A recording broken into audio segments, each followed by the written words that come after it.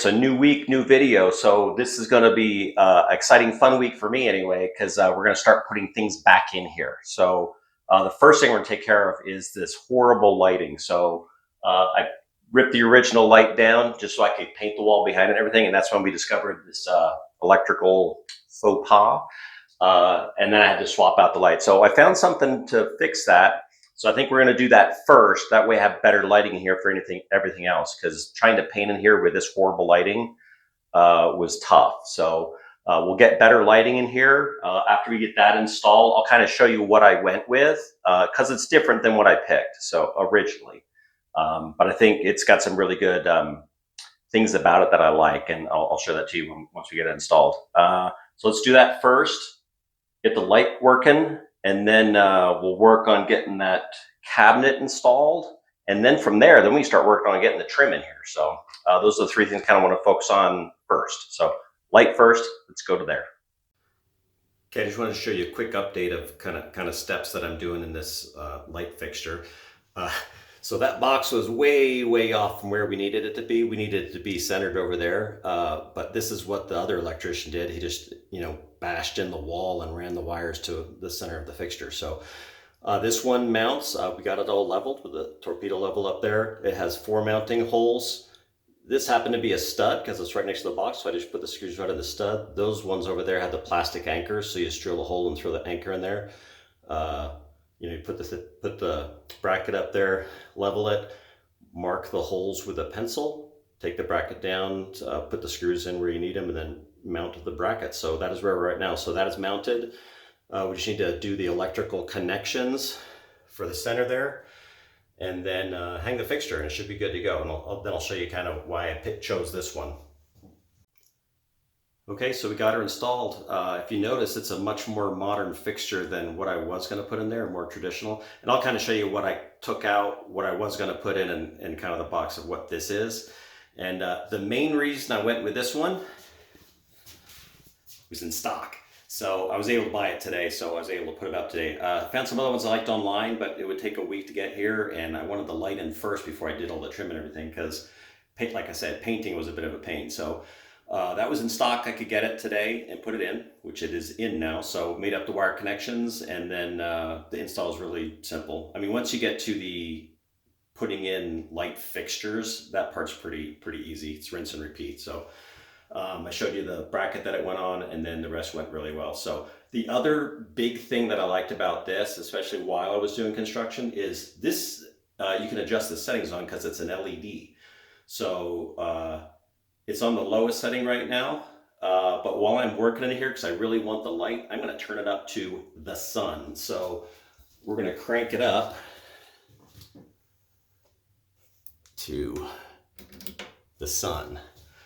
So that first setting was kind of a mellow yellow, like an incandescent bulb kind of feel. This one is bright daylight. It's like 5,000 Kelvin, so it's a lot brighter, a lot whiter color. So for me working in here, it's awesome. So while I'm working, I'm going to keep it on that setting. And then once I'm all done and I'm starting to use this as a guest bathroom again, I'm going to probably adjust that setting down, because, like I said, this is a guest bathroom. When people are staying here, I don't want to walk in here, flip on the lights first thing in the morning, and get blinded by the sun. So we're going to keep it on high so I can actually see in here. So it's pretty awesome.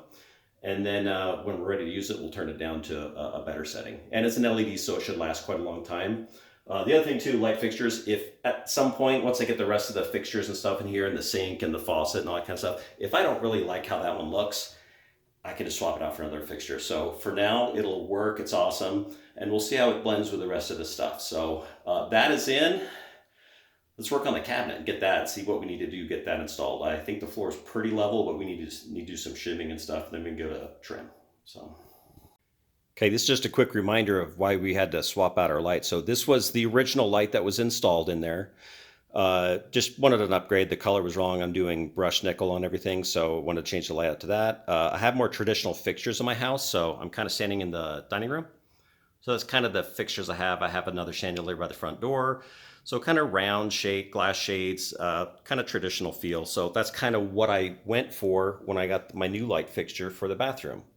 The only problem is once we took the old fixture down, we found that the electrical box was way over here. So that plate was not going to work without me moving the box over, and that was going to delay me a few days. So I decided, well, we'll just do the same thing the first electrician did and have to find something with a full backing plate behind it. So that's when I went to this fellow that we just installed. So, and then I mentioned it has some different settings and stuff. So it is LED and it has some different settings, and those are the settings. So a warm white, soft white, neutral white, bright white, and daylight. So we've got it on bright daylight right now. So 5,000 Kelvin is a very bright white light. And then as you go down in that range, it gets yellower. So, all right, I drug the cabinet here. Stuck it in the corner, just kind of wanted to see how it fit, just kind of dry without doing anything to it. So spent a few minutes fiddling with it. I'll probably need to put a few shims under the front edge of it. And I'll show you that later. So I'll put some, because I don't think they did in the last time they installed this, but it had a Formica countertop on it, and I'm putting stone in, so that's considerably heavier. So make sure that the cabinet's well supported. So I kind of determined level-wise, if I suck the cabinet back to this wall, that makes that back edge nice and tight. Maybe a little caulking. I don't think I'll need to even do a piece of wood trim or anything. So that should be pretty tight. And then the same thing on this side against the wall. So those visually will be nice and tight, which will be awesome. And then I think under the front edge, I'll need to put some shims just for the weight stuff when we put this countertop on there. So I don't want to bend up the cabinet and everything once we get that heavy stone on there. So let's get this mounted and then see how it looks.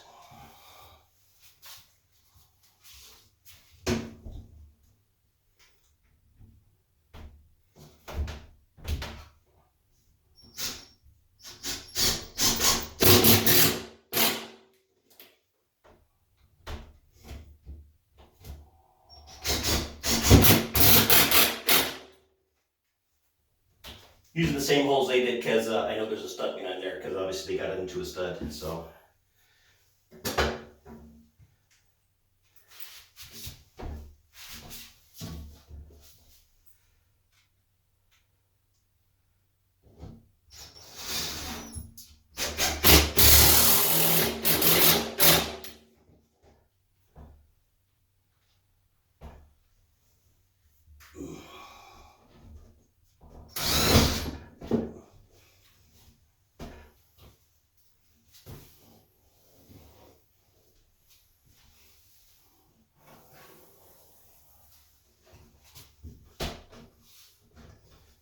Yeah, I'm gonna stick some shims on the front edge and then recheck and see how it is. So I think I have a slight tip backwards, which doesn't hurt me too much because someone's a little messy at the sink. It's gonna run back into the corner where we have the countertop and stuff in, so it's not gonna end up on the floor.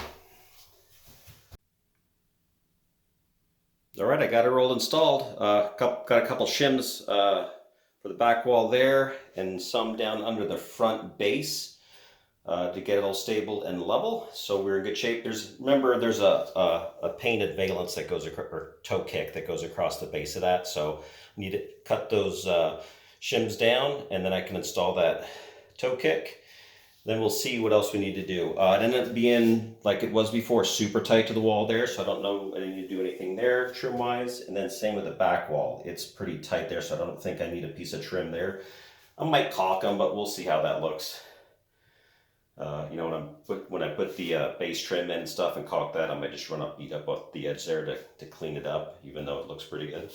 So cabinet, after all these months, is installed almost. So throw the drawers in, but we're gonna have to pull those back out to attach the sink and all that kind of stuff. So let's go out into the garage because I need to paint some trim to get ready to put in here.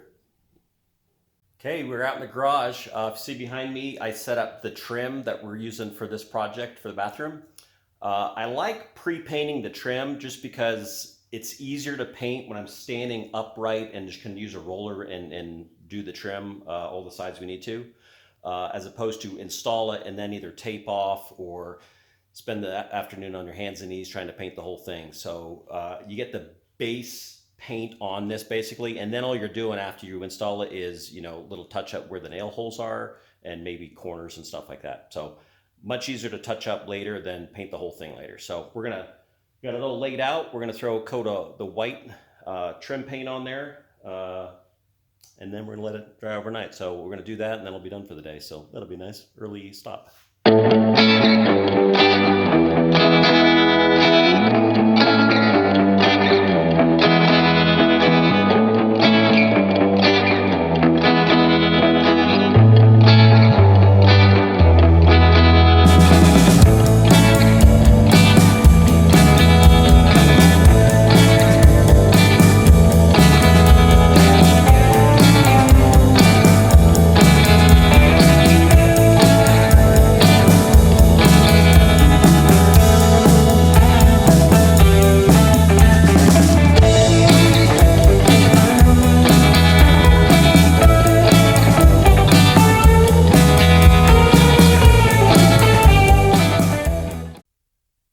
So I was sitting here on the edge of the tub this morning. One, because a bathroom is a good place to think, and secondly, I have not installed my crepier yet. So edge of the tub is where I've been sitting. So I was just thinking through the trim part of the project, and kind of doing some measuring real quick. And I realized that all of the stock that I have that I was going to install above the door, around the door, and the base trim is all like 3/4 inch thick stock. And I started thinking through it, and I wanted a thicker piece for the top that had a bit of a more of a profile, and then thinner along the side of the door, and the base can be thinner too. So all of that stuff that I painted yesterday, we're gonna get new stuff and paint it again. So all that stuff, I can use the thicker stuff, and I'm going to use, I think I got 3 boards of that. I can use that above all the doors. So I only need like a 3-foot piece for this project, but I'll save the rest for the rest of the house and stuff. The other thinner stuff, the 3.5 inch stuff, is just too thick for what I want to do. And let me explain why. So, okay, so there was 3 things about how I was going to do the trim that made me rethink it. So keep in mind, this is above the door. I was going to do a 5.5 inch thick piece of flat stock across the top, and that's fine. But then, to make it easier, I was just going to do butt joints and then have a 3.5 inch piece go here. But if they're both the same width or thickness, the problem is this door, the trim is a little proud of the sheetrock, and so if I have a bit of a gap, that butt joint with both pieces of stock being the same thickness starts to be a pain in the butt. Like, is this top one going to roll back as I nail it to the sheetrock part, or is this going to do the same thing? Is it going to roll? And then that joint becomes very noticeable, and you have to sand it and all that kind of stuff. So the idea of doing the joint this way was supposed to make it easier. So 5.5 inch thick up there, we'll use the 3/4 inch stock, and now I found some 1/2 inch stock that will be below it. So even if it has to shift a little bit here or there, or twist a little bit towards the sheetrock or not, you're not going to notice it as much because it's much thinner than the upper stuff is. So that'll be a nice butt joint there. So nice and thick stock up there, 1/2 inch here along the wall. The other thing too was I was going to have to trim this molding on the side, just because it comes in 3.5 inches, and with like a 1/8 inch or 1/4 inch reveal here, it's going to hit the light fixture here. And I've seen people do horrible things like this in their basement stuff. They go, oh, the stock comes to here, and they just cut a section out of it, and they try to make it pretty by, beveling it or do whatever, but it looks horrible. So the stock, I need to cut like maybe a 1/4 inch off of it. So it'll come right up to the plate here. And I have shifted this plate, when I put the cover plate back on, I've shifted it over as far as I can to the left, because I really don't want to tear the wall apart and have to shift the thing even more. So I've moved it as much as I can. I think the most I can get is about 3.25. So I'll have to shave 1/4 inch off to the trim here. The other thing, we're going to get into the wall here, so I've got to shave this one down too. So I've got to trim down both of those on the table saw, so they're a little bit thinner. The other thing I was worrying about was when the base butts up to this round part of the tile here, it sticks out a little bit more than an inch. So the 3/4 inch stock, I'm like, well, do I just do it flat and then it comes out square? Do I put a little 45 on the end so it kind of curves in from the tile and then 45's out for the wood? I go, I don't know what's going to look good. The 1/2 inch will tuck away there a little bit better, so that I won't have to like cope out a little half circle and have the wood sort of cover that. So I think the 1/2 inch thick base will fix that issue. The other thing is my cabinet. I'm gonna get on the floor here with you. The cabinet, you can kind of see that profile there. With the 5.5 inch base, how high up that comes. So 5.5, obviously I'm not going to cover the door, but it comes up, like 3/4 of an inch higher than the door. And that's almost 3/4 of an inch right there. So it would have interfered with the door opening because I'm going to have to stair step it here to go under there and then come up. So now with a 1/2 inch stock, it'll fit there and it won't interfere with the door. So that's another reason to go to that thinner stuff.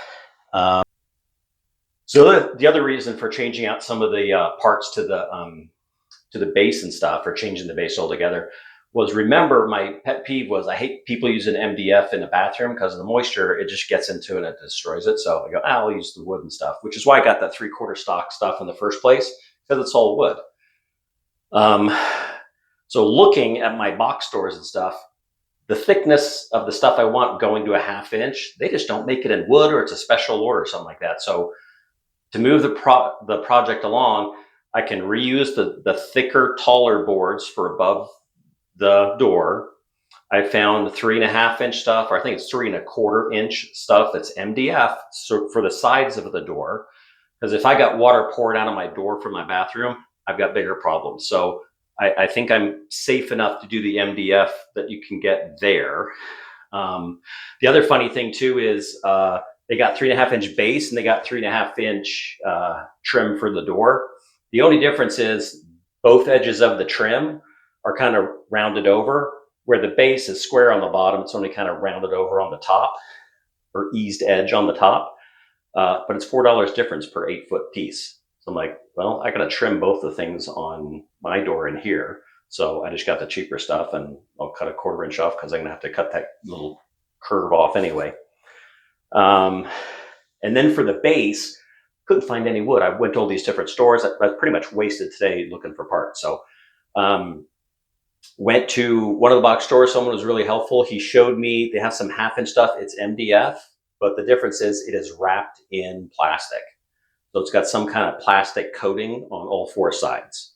So the recommendation was I'll use that because it's 1/2 inch. It's 4.5 instead of 5.5 stuff. So for the rest of the house, and why it kind of took so long was whatever I do in this room is got to match the rest of the house. So I was going to do 5.5 in the whole house, but if I go to 4.5 in the bathroom, can I find regular MDF stuff for the rest of the house that's 4.5? That's inexpensive because that's a lot of linear footage of trim. So I kind of checked all that, not just what I could use in the bathroom, but can I get the cheaper stuff for the rest of the house and everything, and make it look good?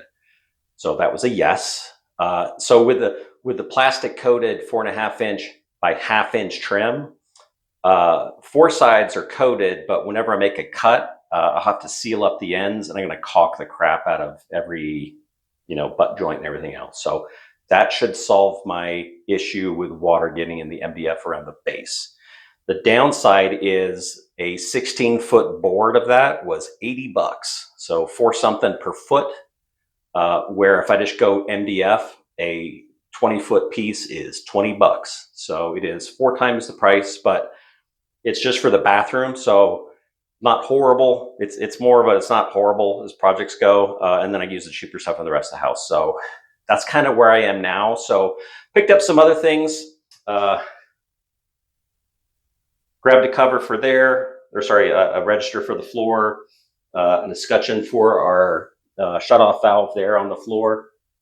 That's a split one, so I could wrap it around an existing. Otherwise, I have to cut the valve off and all that kind of stuff. So who wants to deal with that? So it's got a split in it, and we just fit it around nice and easy. So it's plastic, but chrome plastic.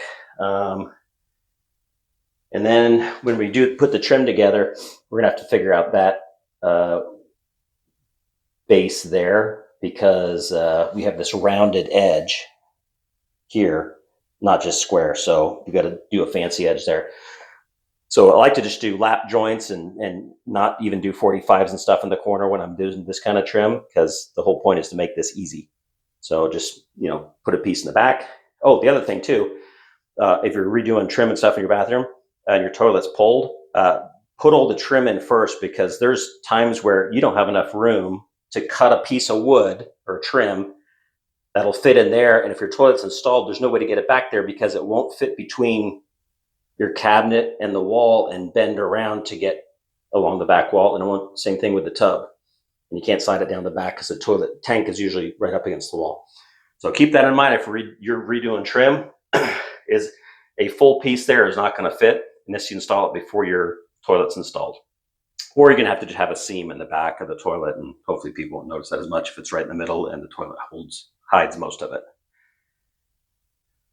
Okay, so that is kind of where I am right now. So I've got some trim. I think what I'll do is probably measure out some stuff, because like I said, I got to trim some boards for the door. So I might trim the pieces for the door, get those primed and everything, the edges, and painted.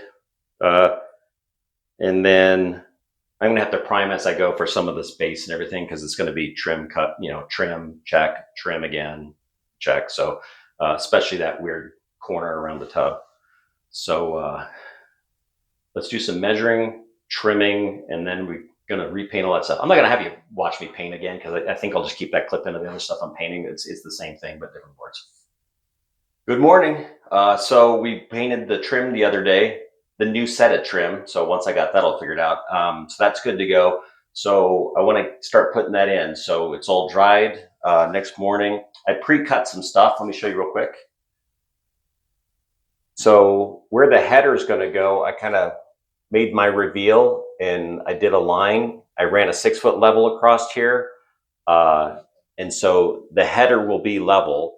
If it's way out of kilter, like if someone installed the door way out of whack, you might want to think about reinstalling the door. If that's too much of an issue, then just make it visually appealing, even if it's a little off off level. So in a room where there's just one door, it's not too noticeable, but I have an issue out here when I go to do my living room. So you see, I have the bathroom door, I have a closet door next to it, and the builder was not great at this because they're off by a little bit. So it looks a little I hate that. So when I do these doors, that header is going to have to come up a little bit. So because they're all next to each other. If not, you're not going to notice it visually. So the way I'm going to do this one is I'm going to do the sides first, because I have that line across the top where the header's going. So I cut those pieces to size. Remember, I had to trim down the width of them as well. So I kind of test fitted that one. That is great. It lines up with the mark I made at the top for the header, as does this one. And I'm just going to nail one nail into the frame, one nail into the frame, measure for my header, because that's a dead spot there against the wall. That'll be caulked and everything. And it's going to do a little bit of a hangout over here. So I want to figure out what kind of reveal I need.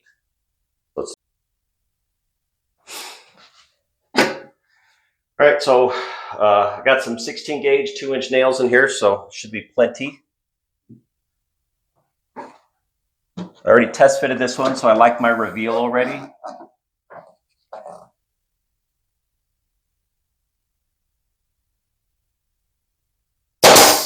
And I missed. Woohoo!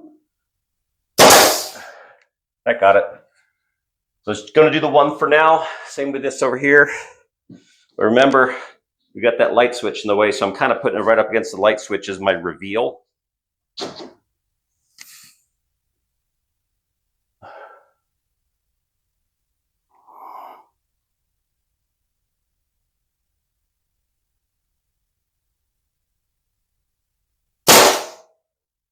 Okay, just enough to hold it. So I want to measure for the header.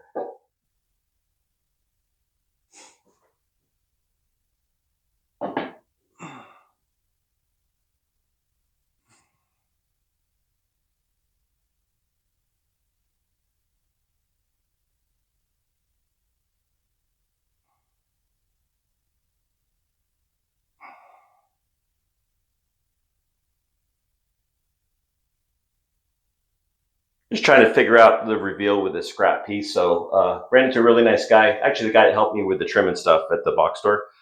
He used to be a contractor. So what he likes to do, this will be fatter, that thicker stuff. So whatever the reveal is from the fatter stock to the thinner stock, that's what he does for the overhang on the corner. So I don't know if I like it because it's going to be something like that.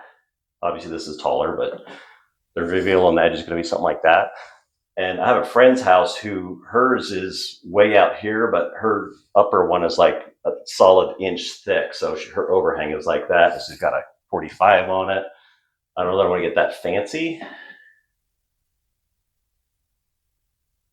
We'll say 1/2 inch. And if I change my mind, I can make it shorter.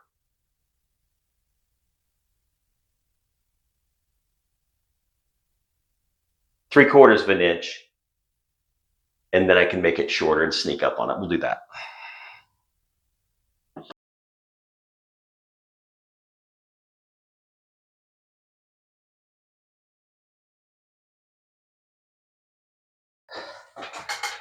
So I have to worry about this side because it's going to butt up against the wall. Then how much of an overhang do I want? I want the 3/4 of an inch, so 35 and a half. Let's start with that.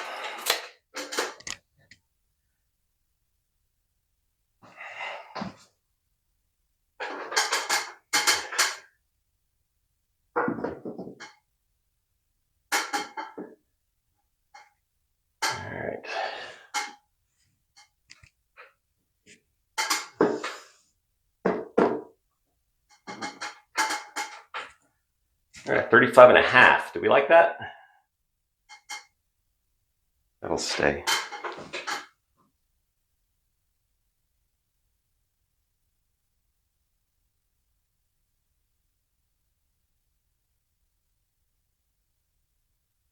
think I do. That looks good. All right, let's nail it.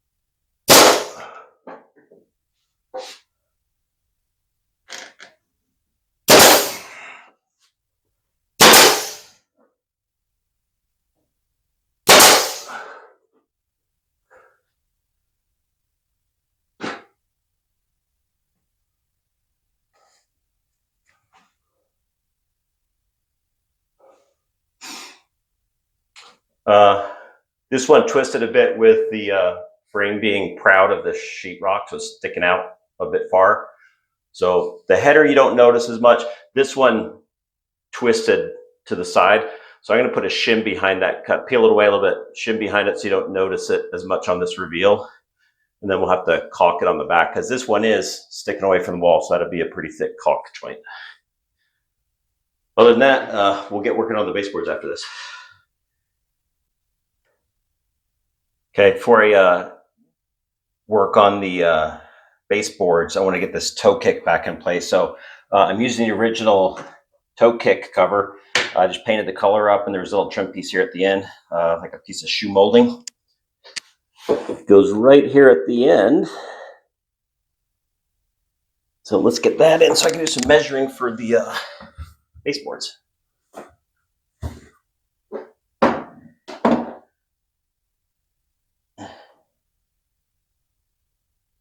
And then I did change out my nail gun to more of a finish nailer.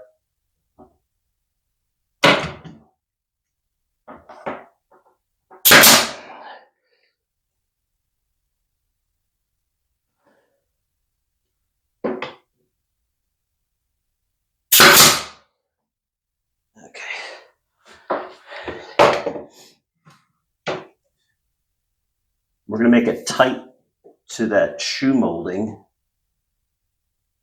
because the other side is going to be covered by a cabinet.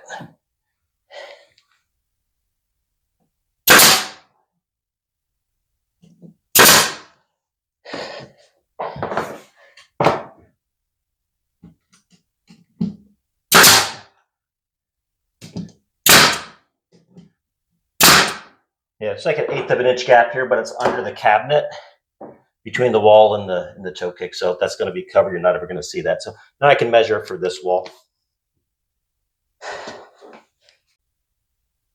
Okay, we're making some good progress. I just measured and cut and nailed in the easier ones, so they're still straight, flat pieces. So next to the tub, I did do a little bit of cleaning up against the wall so everything will lay flatter, and then cleaned out a little bit of grout and stuff that was in the corner because I was having a hard time getting in there. But got it to fit in there nice and flat. Measured that one. That one is in. Just had to do a little stair step here where the it meets the cabinet because it is a little bit taller than the cabinet sits. So it's like a 1/2 inch step. Got the one behind the toilet in. It's just a flat piece. And then finally, got to do this one. And there's a reason I left that one for last because it's going to be a pain in the butt and it's going to take a while. So it's got that rounded bull nose on the wall there. It's not just a square corner because I just do butt joints because that's the whole reason I'm doing this flat stock. It's easy to do them. But when you have these rounded edges, you got to do some compound cuts. So it's going to look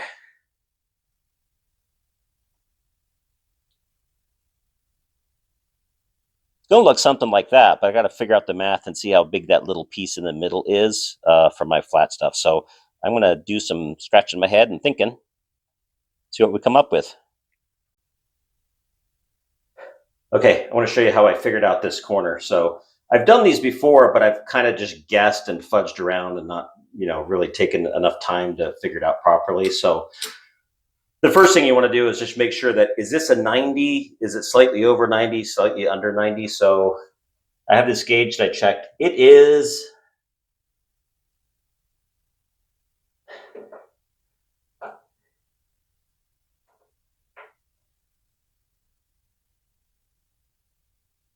it's 90. So, 89, 91. I don't think you're going to notice much of a difference if it's that. So after I've verified it's 90, and I know my angles have to turn and then turn again for that little piece here on the edge. It's a 90-degree edge, so if I'm cutting it twice, it's a 45 in half, which is 22.5. So you half it and then half it again is all you're doing. So if it was slightly, say you had some really old home and you had a really crazy angle, it was like 95 degrees or something, you would 95 in half, and then that number in half again to get your degree that you need to cut things at. So knowing that, I put a piece of flat stock here. I put another piece of flat stock across the top and measured a 45-degree angle there and drew a line, and that let me know on this piece where I needed to cut my first 22.5-degree angle. So that gave me my length here and where I needed to start that one angle. And say this is the other side. And then all I had to do was measure that. And I measured it and I came up with 1 inch. So I cut one that's 1 inch as a filler. That's a little bit too big. So I went down to 7/8. Here's a 7/8. I did that, and it was a hair too small. So you see the lines don't quite line up. So right in between that. So 15/16.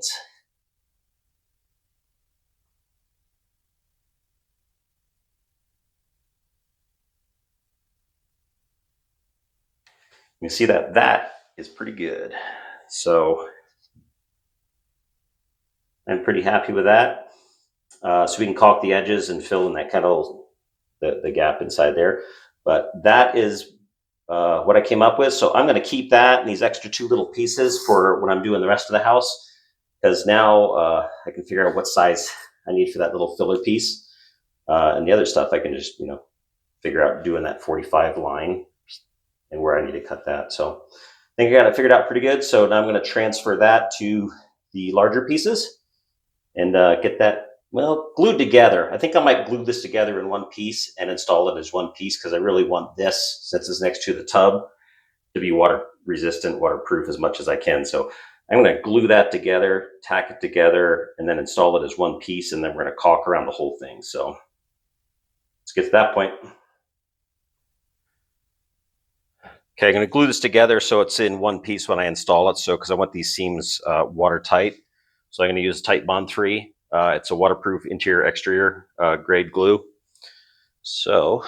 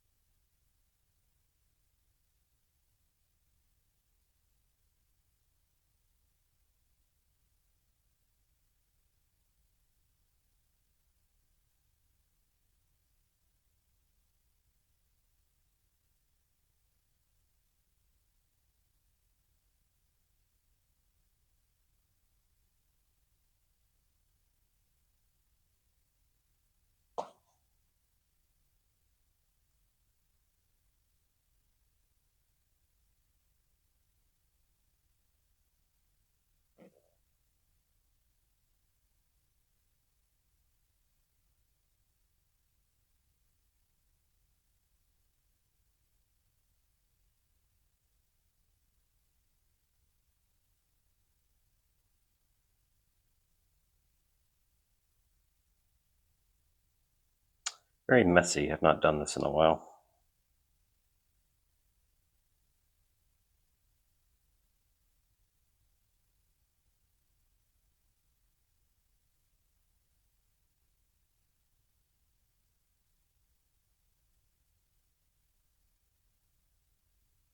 Ooh.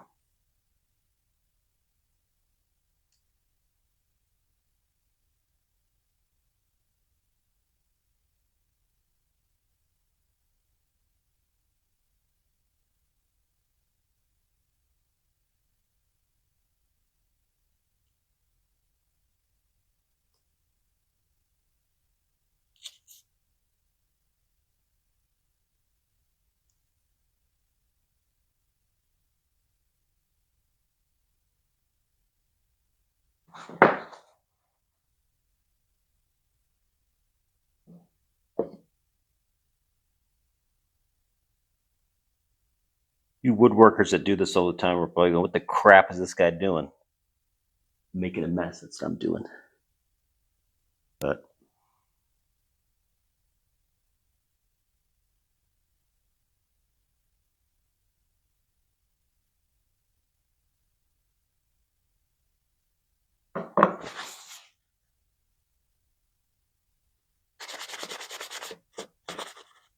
I want a huge mess.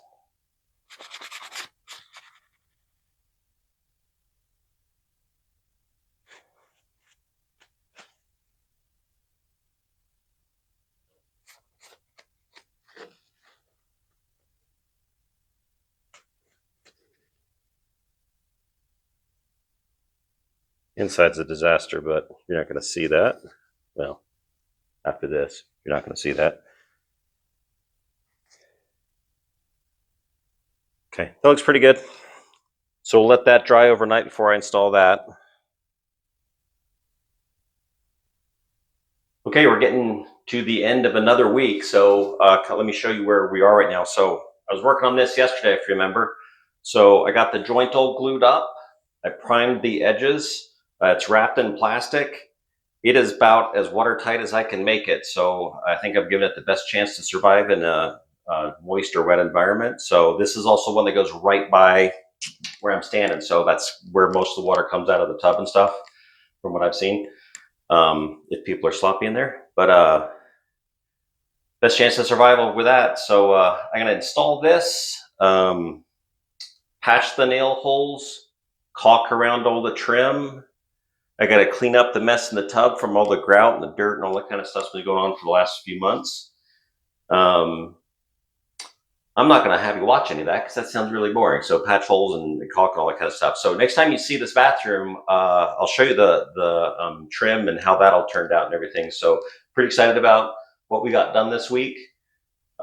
Just a handful of things left to do, and I'm cleaning up as we're going and stuff. So the place is looking pretty clean, less like a construction site, more like a bathroom. So getting really close. If you would like, share, subscribe, mash all the buttons, because that helps me out a ton. And then I will see you next time. Thanks for watching.